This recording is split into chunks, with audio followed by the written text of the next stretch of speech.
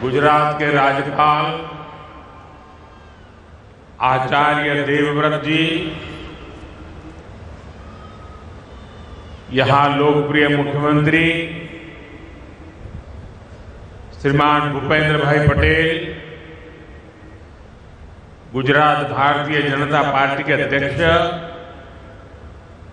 जगदीश विश्वकर्मा जी, गुजरात सरकार में मंत्री नरेश भाई पटेल, जयराम भाई गामित, संसद के मेरे पुराने साथी मनसुख भाई वसावा, मंच पर उपस्थित भगवान बिरसा मुंडा के परिवार के सभी सदस्यगण, देश के कोने कोने से इस कार्यक्रम का हिस्सा बन रहे मेरे आदिवासी भाई बहन, अन्य सब महानुभाव और देश के अनेक कार्यक्रम इस समय चल रहे हैं। अनेक लोग हमारे साथ टेक्नोलॉजी से जुड़े हुए हैं, गवर्नर श्री हैं, मुख्यमंत्री हैं, मंत्री हैं। मैं उनको भी जनजातीय गौरव दिवस की बहुत बहुत शुभकामनाएं देता हूं।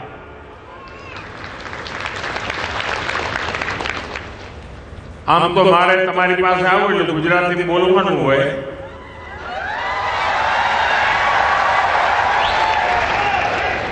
પણ અત્યારે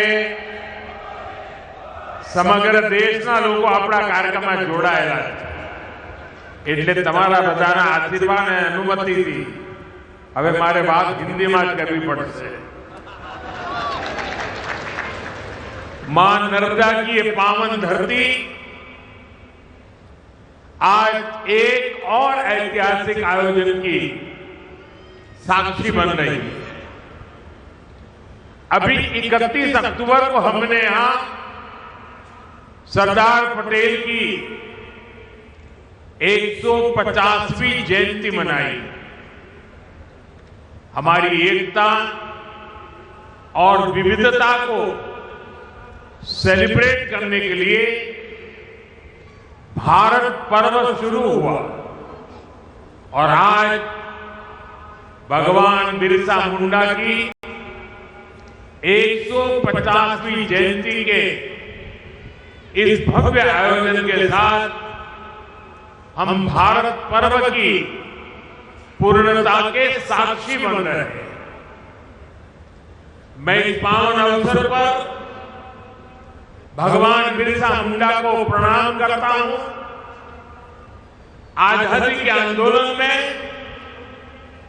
गुजरात, राजस्थान, मध्य प्रदेश और पूरे जनजातीय क्षेत्र में आजादी की अलग जगाने वाले गोविंद गुरु का आशीर्वाद भी हम सबके साथ जुड़ा हुआ है। मैं इस मन से गोविंद गुरु को भी प्रणाम करता हूं। अभी कुछ देर पहले मुझे देव मोगरा माता के दर्शन का भी सौभाग्य प्राप्त हुआ।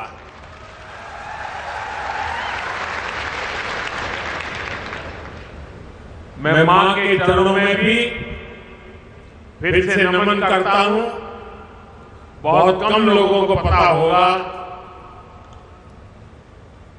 काशी विश्वनाथ कॉरिडोर उसकी चर्चा होती है, उज्जैन महाकाल की चर्चा होती है, अयोध्या के राम मंदिर की चर्चा होती है, केदारनाथ धाम की चर्चा होती है।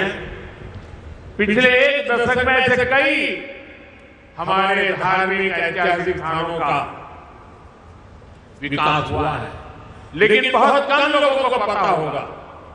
मैं 2003 में मुख्यमंत्री के रूप में जब कन्या शिक्षा के लिए देरियापाड़े में आया था और तब मैं मां के चरणों में नमन करने गया था और उस समय वहां की जो स्थिति मैंने देखी थी, एक छोटी सी झोपड़ी जैसी जगह थी और मेरे जीवन में जो पुनर्निर्माण के अनेक काम हुए होंगे, तो उसकी अगर मैं गर्व के साथ कह सकता हूं, उसकी शुरुआत देवमोगरा माता के इस स्थान के विकास से हुई।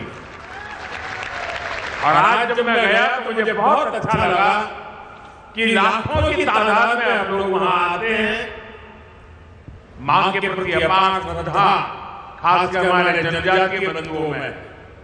साथियों, डेलियापाड़ा और सागवाड़ा का ये क्षेत्र कबीर जी की शिक्षाओं से प्रेरित रहा।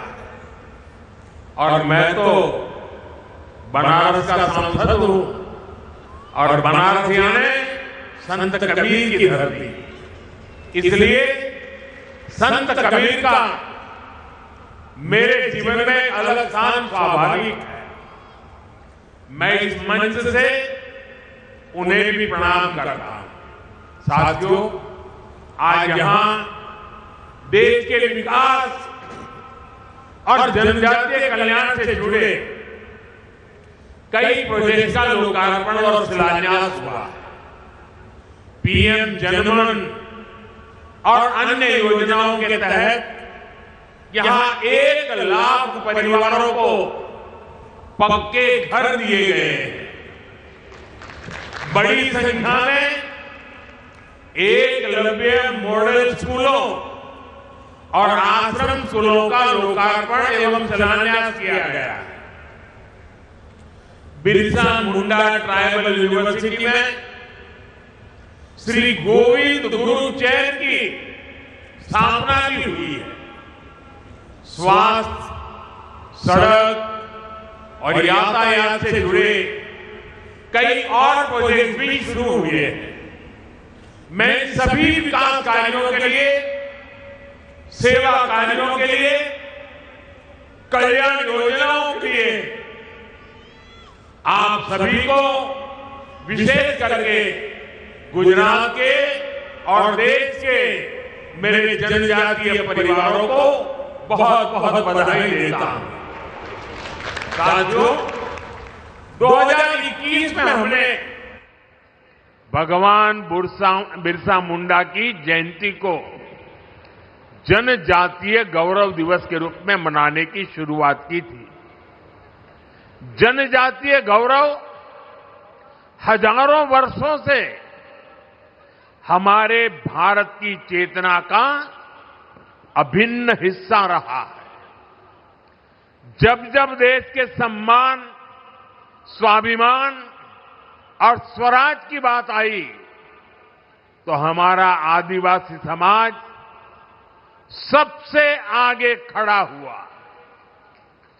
हमारा स्वतंत्रता संग्राम इसका सबसे बड़ा उदाहरण है। आदिवासी समाज से निकले कितने ही नायक नायिकाओं ने आजादी की मशाल को आगे बढ़ाया। तिलका मांझी, रानी गाइदिन्ल्यू, सीधो कान्हो, भैरव मुर्मू, बुद्धो भगत, जनजातीय समाज को प्रेरणा देने वाले अल्लूरी सीताराम राजू, इसी तरह मध्य प्रदेश के तात्या भील, छत्तीसगढ़ के वीर नारायण सिंह, झारखंड के तेलंगा खड़िया, असम के रूपचंद कंवर और ओडिशा के लक्ष्मण नायक, ऐसे कितने ही वीरों ने आजादी के लिए अपार त्याग किया, संघर्ष किया, जीवन भर अंग्रेजों को चैन से बैठने नहीं दिया। आदिवासी समाज ने अनगिनत क्रांतियों की आजादी के लिए अपना लहू बहाया। साथियों, यहां गुजरात में भी जनजातीय समाज के ऐसे कितने ही शूरवीर देशभक्त हैं। गोविंद गुरु जिन्होंने भगत आंदोलन का नेतृत्व किया, राजा रूप सिंह नायक जिन्होंने पंचमान में ब्रिटिश सरकार के खिलाफ लंबी लड़ाई लड़ी, मोतीलाल तेजावत जिन्होंने एक ही आंदोलन चलाया, और अगर आप पाल चितरिया जाएंगे तो सैकड़ों आदिवासियों की शहादत का वहां स्मारक है। जलियांवाला बाग जैसी वो घटना साबरकांठा के पाल चितरिया में हुई थी। हमारी दसरीबेन चौधरी जिन्होंने गांधी जी के सिद्धांतों को आदिवासी समाज तक पहुंचाया। स्वतंत्रता संग्राम के ऐसे कितने ही अध्याय जनजातीय गौरव और आदिवासी शौर्य से रंगे हुए हैं। भाइयों बहनों, स्वतंत्रता आंदोलन में ट्राइबल समाज के योगदान को हम भुला नहीं सकते हैं, और आजादी के बाद यह काम होना चाहिए था। लेकिन कुछ ही परिवारों को आजादी का श्रेय देने के मोह में मेरे लक्षावधि आदिवासी भाई बहनों की त्याग, तपस्या, बलिदान को नकार दिया गया। और इसलिए 2014 के पहले देश में कोई भगवान बिरसा मुंडा को याद करने वाला नहीं था। सिर्फ उनके अगल बगल के गांव तक पूछा जाता था। हमने उस परिस्थिति को बदला। क्यों? हमारी अगली पीढ़ी को भी पता होना चाहिए कि मेरे आदिवासी भाई बहनों ने हमें कितना बड़ा तोहफा दिया है, आजादी दिलवाई है। और इसी काम को जिंदा करने के लिए, आने वाली पीढ़ी को स्मरण रहे इसलिए हमने देश में कई ट्राइबल म्यूजियम बनाए जा रहे हैं। यहां गुजरात में भी राजपीपला में ही 25 एकड़ विशाल ट्राइबल म्यूजियम के लिए जमीन पर बहुत बड़ा म्यूजियम आकार ले रहा है। अभी कुछ दिन पहले मैं छत्तीसगढ़ भी गया था। वहां भी मैंने शहीद वीर नारायण सिंह जनजातीय संग्रहालय का लोकार्पण किया था। वैसे ही रांची में जिस जेल में भगवान बिरसा मुंडा रहे, उस जेल में अब भगवान बिरसा मुंडा को और उस समय की आजादी के आंदोलन को लेकर के एक बहुत भव्य म्यूजियम बनाया गया है।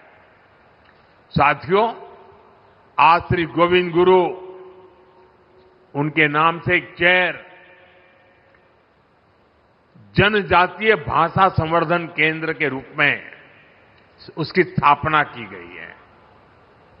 यहां भील, गामित, वसावा, गरासिया, कोंकणी, संथाल, राठवा, नायक, दबला, चौधरी, कोकणा, कुंभी, वर्ली, डोडिया, ऐसी सभी जनजातियों की उनकी बोलियों पर अध्ययन होगा। उनसे जुड़ी कहानियां और गीतों को संरक्षित किया जाएगा। जनजातीय समाज के पास हजारों वर्षों के अनुभवों से सीखा हुआ ज्ञान का अपार भंडार है। उनकी जीवन शैली में विज्ञान छिपा है। उनकी कहानियों में दर्शन है। उनकी भाषा में पर्यावरण की समझ है।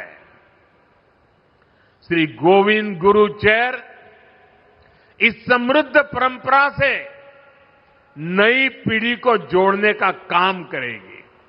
साथियों, आज जनजातीय गौरव दिवस का ये अवसर हमें उस अन्याय को भी याद करने का अवसर देता है जो हमारे करोड़ों आदिवासी भाई बहनों के साथ किया गया।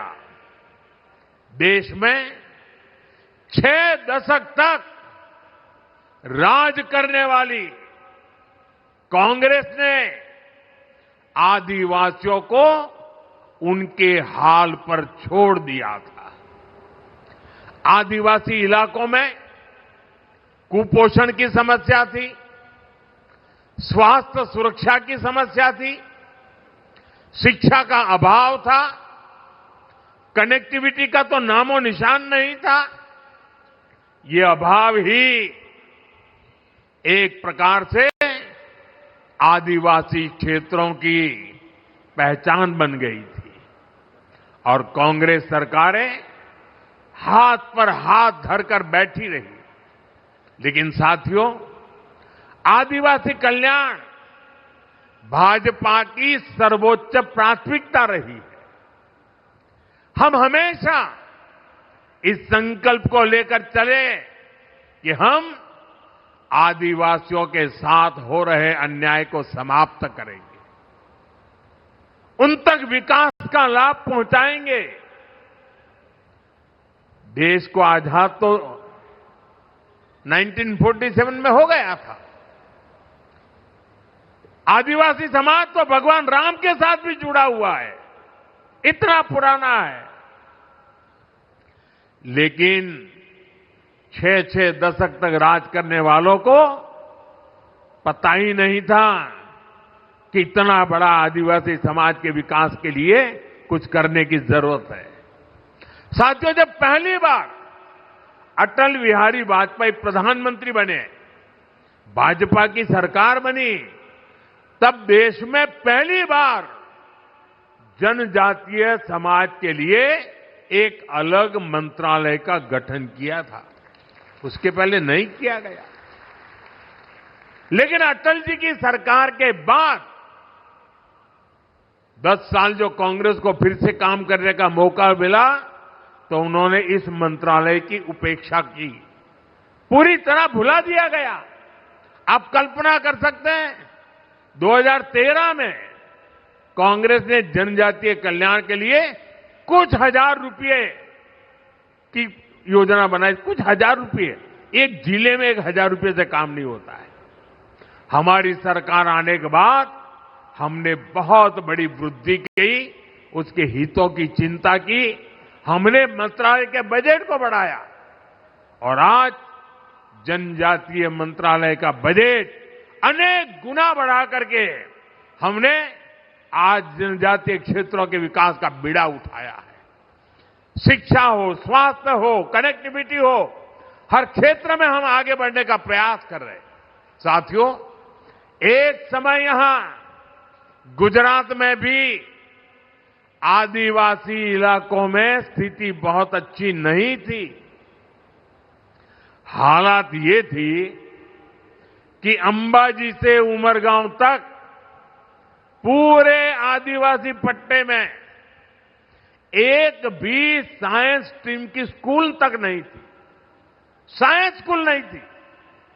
डेडियापाड़ा और सागबारा जैसे इलाकों में विद्यार्थियों को आगे पढ़ने का मौका नहीं मिल पाता था। मुझे याद है, जब मैं गुजरात का मुख्यमंत्री था तो मैंने यहां डेडियापाड़ा से ही कन्या केलवनी महोत्सव शुरू किया था।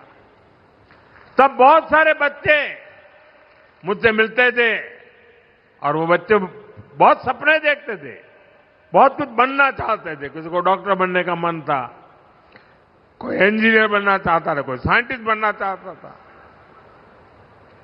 मैं उन्हें समझाता था, शिक्षा ही इसका रास्ता है। आपके सपनों को पूरा करने में जो भी बाधाएं हैं उन्हें हम दूर करेंगे, मैं विश्वास देता था। साथियों, स्थितियों में बदलाव के लिए हमने दिन रात मेहनत की, उसी का परिणाम है आज गुजरात के आदिवासी पट्टे में। मैं जब मुख्यमंत्री बना उसके पहले जहां साइंस स्ट्रीम की स्कूल नहीं थी, आज उस आदिवासी पट्टे में 10,000 से ज्यादा स्कूल है। पिछले 2 दशकों में आदिवासी इलाका में 2 दर्जन साइंस कॉलेज, सिर्फ स्कूल नहीं, science college, commerce college, art college बने हैं। भाजपा सरकार ने आदिवासी बच्चों के लिए सैकड़ों हॉस्टल तैयार किए। यहां गुजरात में 2 ट्राइबल यूनिवर्सिटी भी बनवाई। ऐसे ही प्रयासों से यहां भी बड़ा बदलाव आया है। 20 साल पहले जो बच्चे अपना सपना लेकर मुझसे मिलते थे, अब उनमें से कई डॉक्टर और इंजीनियर है, तो कोई रिसर्च फील्ड में काम कर रहा है। साथियों, आदिवासी बच्चों का भविष्य उज्जवल बनाने के लिए हम दिन रात काम कर रहे हैं।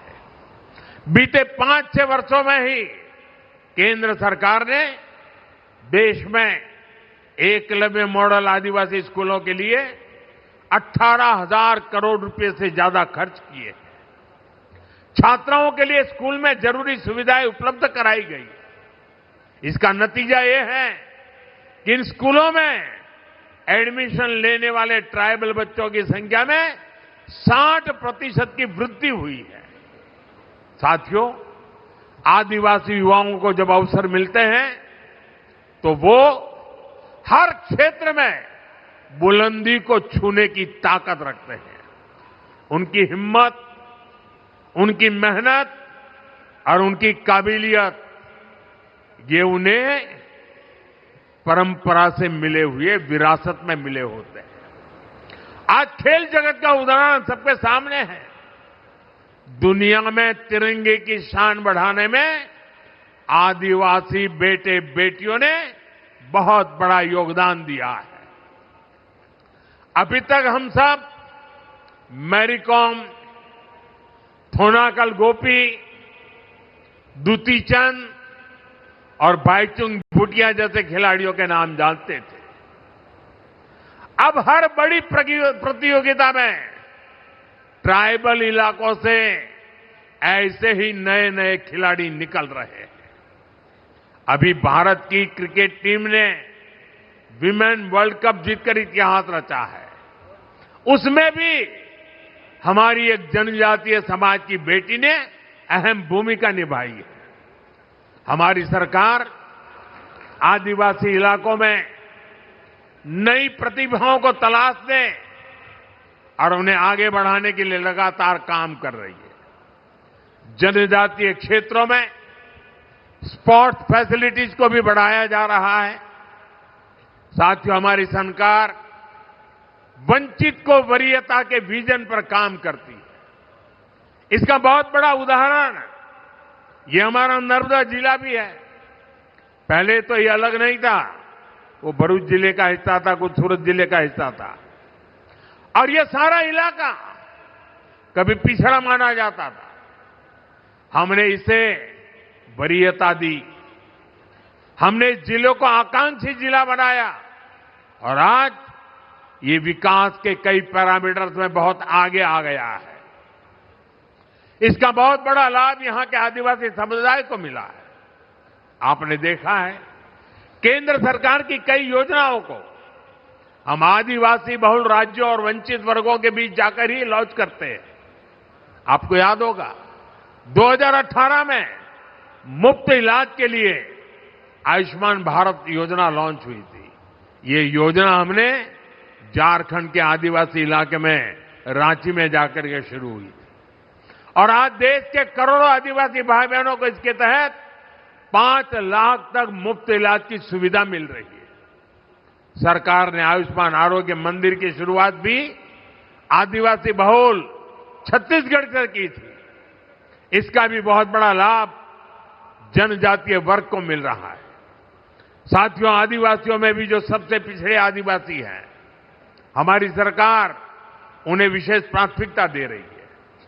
जिन क्षेत्रों में आजादी के इतने दशक बाद भी जहां न बिजली थी, न पानी पहुंचाने की व्यवस्था थी, न सड़क थी, न अस्पताल की सुविधा थी, इन इलाकों के विकास का विशेष अभियान चलाने के लिए हमने झारखंड के खूंटी से पीएम जनमन योजना शुरू की थी।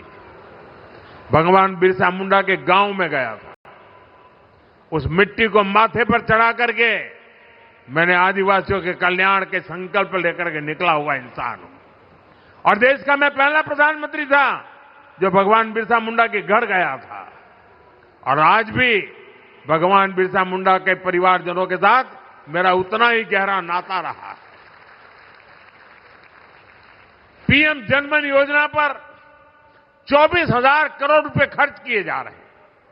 साथियों, धरती आबा जनजातीय ग्राम उत्कर्ष अभियान भी पिछड़े आदिवासी गांवों के विकास की नई गाथा लिख रहा है।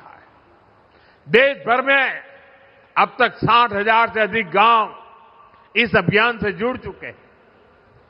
इनमें से हजारों गांव ऐसे हैं जहां पहली बार पीने का पानी पाइपलाइन से पहुंचा है और सैकड़ों गांवों में टेलीमेडिसिन की सुविधा शुरू हुई है।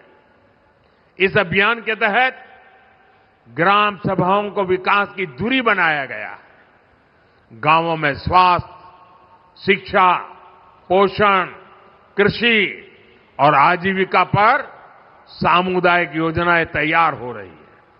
ये अभियान दिखाता है कि अगर कुछ ठान लिया जाए तो हर असंभव लक्ष्य भी संभव बन जाता है। साथियों, हमारी सरकार आदिवासियों के जीवन से जुड़े हर पहलू को ध्यान में रखकर काम कर रही है। हमने वन उपज की संख्या को 20 से बढ़ाकर करीब 100 किया है। वन उपज पर एमएसपी बढ़ाई। हमारी सरकार मोटे अनाज श्री अन्न को खूब बढ़ावा दे रही है, जिसका फायदा आदिवासी क्षेत्रों में खेती करने वाले हमारे आदिवासी भाई बहनों को मिल रहा है। गुजरात में हमने आपके लिए वन बंधु कल्याण योजना शुरू की थी। इसको आपको एक नई आर्थिक मजबूती मिली। और मुझे याद है जब उस योजना को मैंने शुरू किया था तो महीनों तक अलग अलग आदिवासी क्षेत्रों से लोग मेरा धन्यवाद करने और मुझे सम्मानित करने के लिए आते। इतनी बड़ी परिवर्तनकारी थी। मुझे आज खुशी है कि भूपेंद्र भाई उस वन बंधु कल्याण योजना का विस्तार कर रहे हैं और अब उसे जनजातीय कल्याण योजना के रूप में नए विस्तृत कार्यक्रमों के साथ आपकी सेवा में प्रस्तुत किया जा रहा है। भाइयों बहनों, आदिवासी समुदायों में सिकल सेल ये बीमारी एक बहुत बड़ा खतरा रही है। इससे निपटने के लिए जनजातीय इलाकों में डिस्पेंसरी, मेडिकल सेंटर और हॉस्पिटल की संख्या बढ़ाई गई है। सिकल सेल बीमारी से निपटने के लिए राष्ट्रीय स्तर पर अभियान चल रहा है।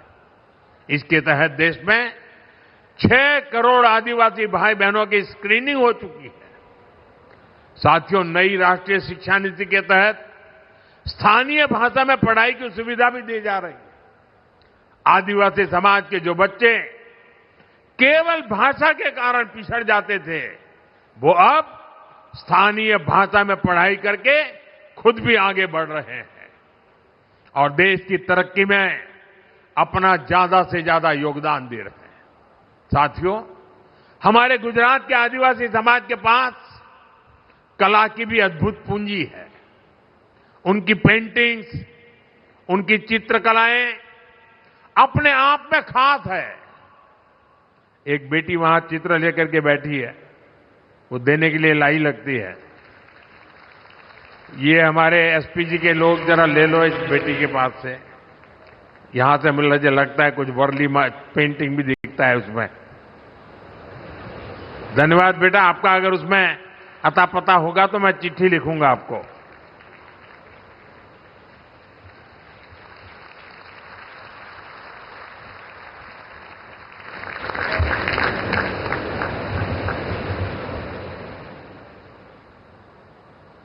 बहुत बहुत धन्यवाद बेटा।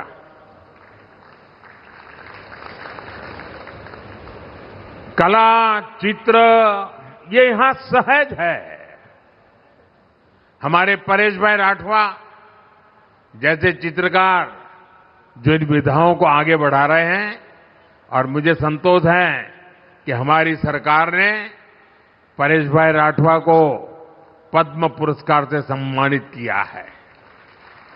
साथियों, किसी भी समाज की प्रगति के लिए लोकतंत्र में उसकी सही भागीदारी भी उतनी ही जरूरी होती है। इसलिए हमारा ध्येय है जनजातीय समाज के हमारे भाई बहनों को देश के बड़े पदों पर भी पहुंचे, देश का नेतृत्व करें। आप देखिए, आज देश की राष्ट्रपति एक आदिवासी महिला है। इसी तरह बीजेपी ने, एनडीए ने हमेशा आदिवासी समाज के हमारे होनहार साथियों को शीर्ष पदों पर पहुंचाने का प्रयास किया है। आज छत्तीसगढ़ के मुख्यमंत्री हमारे जनजातीय समाज के विष्णुदेव जी साय छत्तीसगढ़ का कायापलट कर रहे हैं।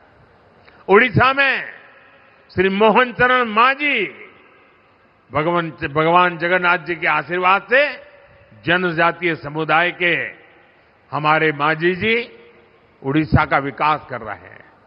अरुणाचल प्रदेश में हमारे जनजातीय बंधु प्रेमा खांडू जी मुख्यमंत्री के रूप में काम कर रहे हैं। नागालैंड में हमारे जनजातीय बंधु नेफ्यू रियो काम कर रहे हैं। हमने कई राज्यों में आदिवासी मुख्यमंत्री बनाए। देश के कई राज्यों की विधानसभाओं में हमारी पार्टी ने आदिवासी स्पीकर बनाए। हमारे गुजरात के मंगूभाई पटेल मध्य प्रदेश में गवर्नर है। हमारी केंद्र सरकार में सर्बानंद जी सोनोवाल आदिवासी समाज से हैं और पूरी शिपिंग मिनिस्ट्री संभाल रहे हैं। वे कभी आसाम के मुख्यमंत्री हुआ करते थे। साथियों, इन सभी नेताओं ने देश की जो सेवा की है, देश के विकास में जो योगदान दिया है, वह अतुलनीय है, अभूतपूर्व है। साथियों, आज देश के पास सबका साथ सबका विकास के मंत्र की ताकत है। इसी मंत्र ने बीते वर्षों में करोड़ों लोगों का जीवन बदला है। इसी मंत्र ने देश की एकता को मजबूती दी है और इसी मंत्र ने दशकों से उपेक्षित जनजातीय समाज को मुख्य धारा से जोड़ा है। इतना ही नहीं, संपूर्ण समाज का नेतृत्व हो रहा है। इसलिए आज भगवान बिरसा मुंडा की 150वीं जयंती के पावन पर्व पर हमें सबका साथ सबका विकास के मंत्र को मजबूत करने की शपथ लेनी है। न विकास में कोई पीछे रहे, न विकास में कोई पीछे छूटे। यही धरती आबा के चरणों में सच्ची श्रद्धांजलि है।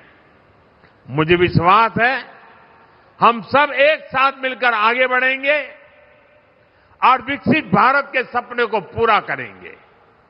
इसी संकल्प के साथ आप सभी को एक बार फिर जनजातीय गौरव दिवस की शुभकामनाएं। और मैं देशवासियों को कहूंगा कि ये जनजातीय गौरव दिवस, इसमें हमारी मिट्टी की महक है, इसमें हमारे देश की परंपराओं को जीने वाले जनजातीय समुदाय की परंपरा भी है, पुरुषार्थ भी है और आने वाले युग के लिए आकांक्षाएं भी है। और इसलिए भारत के हर कोने में हमेशा हमेशा हमने 15 नवंबर को भगवान बिरसा मुंडा के जन्म दिवस को, जनजातीय गौरव दिवस को अत्यंत गौरव के साथ मनाना है। हमें नई शक्ति से आगे बढ़ना है, नए विश्वास से आगे बढ़ना है और भारत की जड़ों से जुड़ते हुए हमने नई ऊंचाइयों को पार करना है। इस विश्वास के साथ आप सबका बहुत बहुत धन्यवाद। भारत माता की, भारत माता की, भारत माता की। हम सबको पता है वंदे मातरम, इस गीत को 150 साल, ये अपने आप में भारत की एक महान प्रेरणा का, लंबी यात्रा का, लंबे संघर्ष का, हर प्रकार से वंदे मातरम एक जो मंत्र बन गया, उसके 150 वर्ष हम मना रहे हैं। मेरे साथ बोलिए, वंदे वंदे वंदे वंदे वंदे वंदे वंदे वंदे वंदे। बहुत बहुत धन्यवाद।